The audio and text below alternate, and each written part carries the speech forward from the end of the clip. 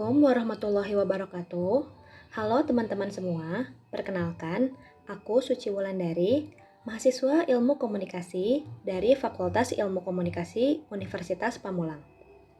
Di kesempatan kali ini, aku akan ngebahas tentang komunikasi diagonal, yaitu salah satu bentuk komunikasi dalam organisasi yang semakin relevan di era kerja modern yang menuntut kecepatan dan kolaborasi lintas tim.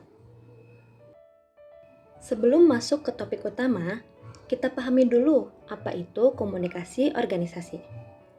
Komunikasi organisasi adalah proses pertukaran informasi antar individu atau kelompok dalam organisasi untuk mencapai tujuan bersama.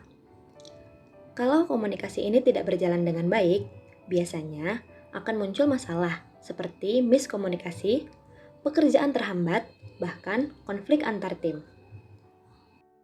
Nah, dalam organisasi ada 3 jenis komunikasi utama.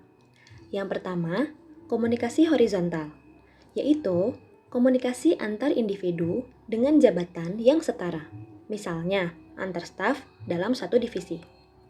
Yang kedua, komunikasi vertikal, yaitu komunikasi antara atasan dan bawahan, baik dari atas ke bawah maupun sebaliknya. Dan yang ketiga, adalah komunikasi diagonal, yaitu komunikasi yang terjadi lintas divisi, sekaligus lintas jabatan, yang tidak mengikuti jalur struktur formal. Sekarang, agak mendalami komunikasi diagonal.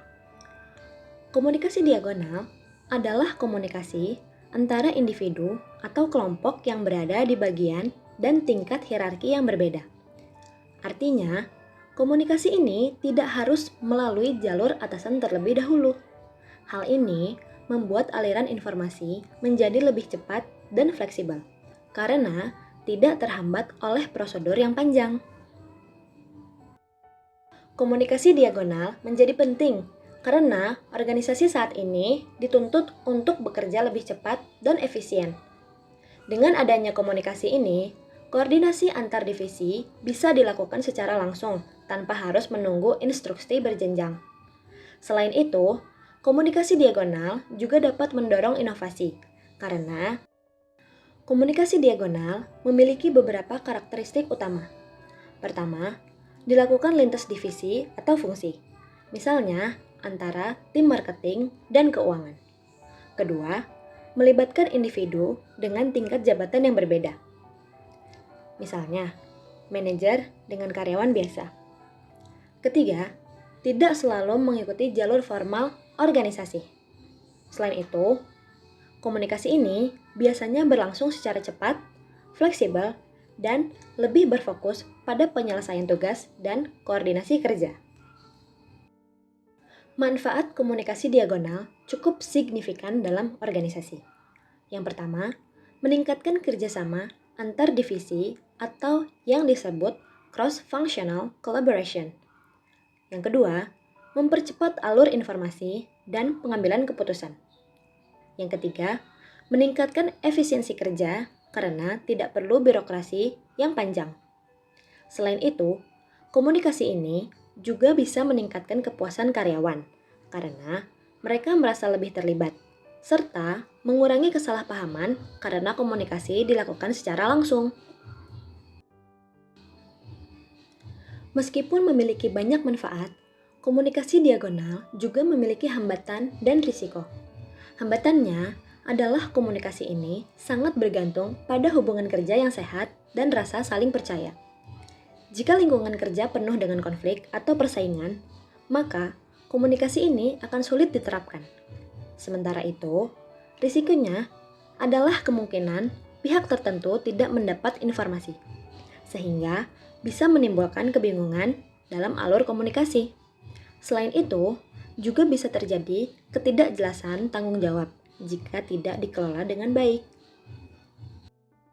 Contoh penerapannya dalam dunia kerja cukup banyak. Misalnya, tim marketing langsung berkoordinasi dengan bagian keuangan untuk menentukan anggaran kampanye tanpa harus menunggu persetujuan berlapis. Atau tim IT yang langsung membantu divisi operasional ketika terjadi masalah sistem. Contoh lainnya, Bagian HR berkomunikasi langsung dengan karyawan dari divisi lain terkait pelatihan atau rekrutmen. Dari contoh ini, terlihat bahwa komunikasi diagonal membantu pekerjaan menjadi lebih cepat dan efektif.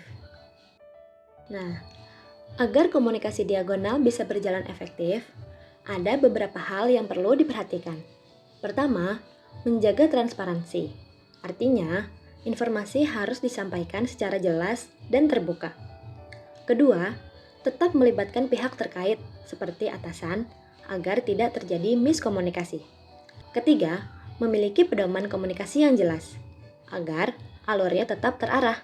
Dan yang paling penting adalah membangun hubungan kerja yang sehat dan saling percaya antar tim.